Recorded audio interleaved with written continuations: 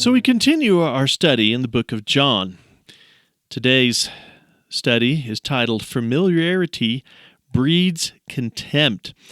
This begins John 7, and John 7 and John 8 really are pretty much a whole event.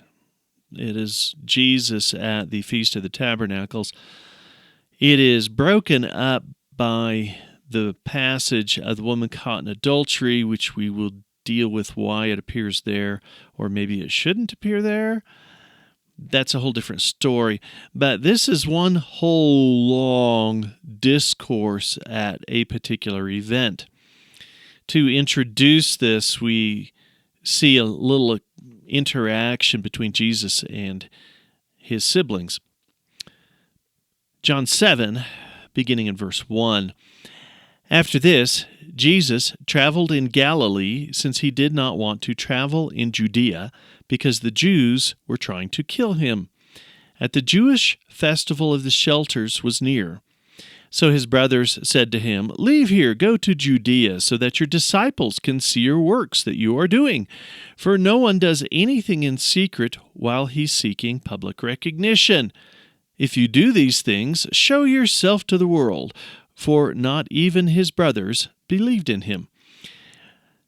Verse 6, Jesus told them, "My time has not yet arrived, but your time is always at hand. The world cannot hate you, but it does hate me because I testify about it, that its works are evil. Go up to the festival yourselves. I'm not going up to this festival, because my time has not yet fully come." After he said these things, he stayed in Galilee. After his brothers had gone up to the festival, then he also went up, not openly, but secretly. The Jews were looking around for him at the festival, saying, "Where is he?" And there was a lot of murmuring about him among the crowds. Some were saying, "He's a good man." Others were saying, "Oh no, on the contrary, he's deceiving the people." Still, nobody was talking publicly about him for fear of the Jews. All right, some notes about this particular passage. Verse 1, notice they are already trying to kill him. We're only in John 8, and they are already trying to kill Jesus. Not only are they trying to kill him, it's a known fact. They are trying to kill him. We discover that a little bit later in the chapter. Verse 2, the Jewish festival of shelters or tabernacles. Feast of the Tabernacles or booths, This happens around fall of the year, around harvest. It is the third sacred festival of the Jews. And they would go out and live in small huts, booths, to commemorate their time in the desert wanderings. Verse 8, Jesus says, "Go up to the festival yourself. I am not going up to this festival because my time has not yet fully come." Okay, there's a word "yet" in some of the translations, but only appears in some of the manuscripts. Okay, this particular, what I'm reading out of here, Christian Standard Bible says, "Go up to the festivals." I am not going up to this festival. Some translations insert the word "yet." It doesn't appear in all manuscripts. We don't quite know why. I'm not going to get into it. Jesus said, "My time has not come." Every time Jesus says, "My time has not come," he is referring to his crucifixion, resurrection, and glorification. He is not referring to a particular time of day or month. Verse 12, "And there was a lot of murmuring about him among the crowd. Some were saying he's a good man. Others were saying, no, on the contrary, he's deceiving the people. Still, nobody was publicly talking about him for fear of the Jews." Life hasn't changed. Things are still the same. The living Lord of the universe, doing miracles, teaching in ways they've never heard of before, is in their midst, and they do not recognize him. They do not recognize him. And just like today, people are divided over who Jesus is. Me and a friend of mine, we go out and do street evangelism on Saturdays, and we walk up and down the street. We talk to people. Some people will talk to us. Some people won't. But it's always very curious to ask them, who is Jesus? Who do you think Jesus is? Most people haven't a real good formulated answer to that. It's a real fun one to kind of ask people that sometimes. People are still divided over Jesus. They'll say, oh, he was a good teacher. He was a good man. He was a prophet. Some people say he doesn't exist. Take your pick. He is the Son of God. Just like today, people are divided over who Jesus is. Verse 13, no one was talking about him publicly for fear. Wow, that sounds like today too. How many people, how many Christians never speak about their faith? Seriously. The reasons are legion. Doesn't matter. We're not going to go into that at this particular point in time. How many Christians do not talk about their faith? Why? For fear. It's usually the answer. Things haven't changed any, have they? Verse 5, for not even his brothers believed in him. Jesus had 4 brothers, James, Joseph, Judas, and Simon. It is debated whether or not Mary was their mother, or whether they are Joseph's sons from a previous marriage. Doesn't really matter, can't really tell. Just kind of depends upon what tradition you want to go into. But let's look at that. Why do his brothers not believe in him? Well, we can only speculate the answer. One of the speculations would be is that Jesus was so human that he did not appear different. If you've ever done a study of Christology, which is a lot of fun to do, and I've done that a couple times, one of the things we bring out in that is that Jesus was very human. He got hungry. He got tired. He got mad. He got frustrated. He cried. He was happy. He was joyful. All the things that we associate with being human, Jesus exemplified. So maybe it was because Jesus was so human that he didn't appear different enough that they could even see the difference. Look at verse 3. Leave here, go to Judea, so that your disciples, this is the brother speaking, so that your disciples can see the works that you are doing. They admit he is doing works, so that your disciples can see your works they're doing. Either that or they're being terribly sarcastic here. They admit the works, or maybe they're kind of like Herod. What did Herod say when Jesus was arrested? He goes, oh, maybe I can see him do a miracle.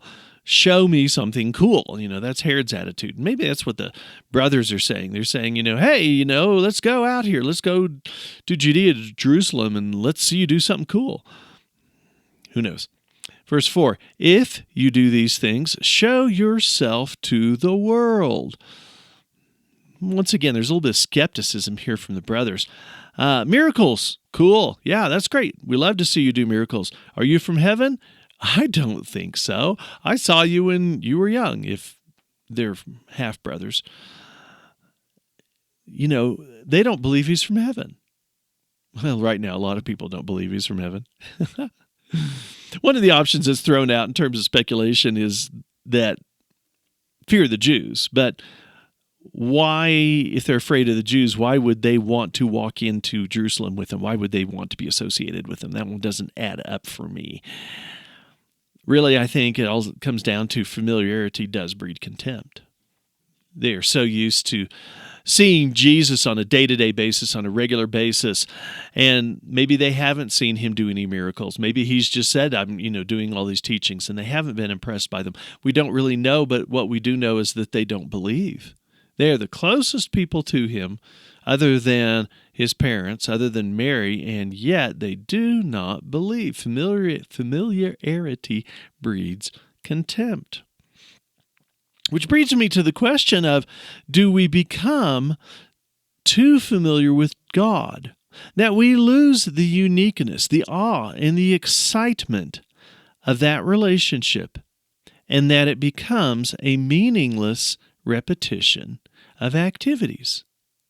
Think about that one for a second. Do we become too familiar with God That we lose that uniqueness and the awe and the excitement that we first had when we came into contact with God, and that the relationship becomes a meaningless repetition of activities. Are we in a church service on Sunday morning and the pastor's wrapping it up and he's doing his invitation, doing his lead into the invitation, and he's doing his gospel presentation, and we're like checking our watches or our phones for messages, or we're like, oh gosh, I've heard him do this invitation 100 times. I wish he'd hurry up so we can beat the Methodists to the cafe. People still do that? And how many do we do that it becomes so familiar, that it becomes so repetitious, that is simply a repetition, that we have lost the excitement and the awe of God, that we have forgotten how incredibly crazy it was that God would redeem us when we were unredeemable? Do we become too familiar with God that we lose the excitement of the relationship? Speaking personally, I would have to say that when that occurs, it's times when my faith has become dry and old. And I think if all of us were honest, we've all pretty much had times in our lives when that has occurred. That then warrants the question, what causes that and how do we prevent that?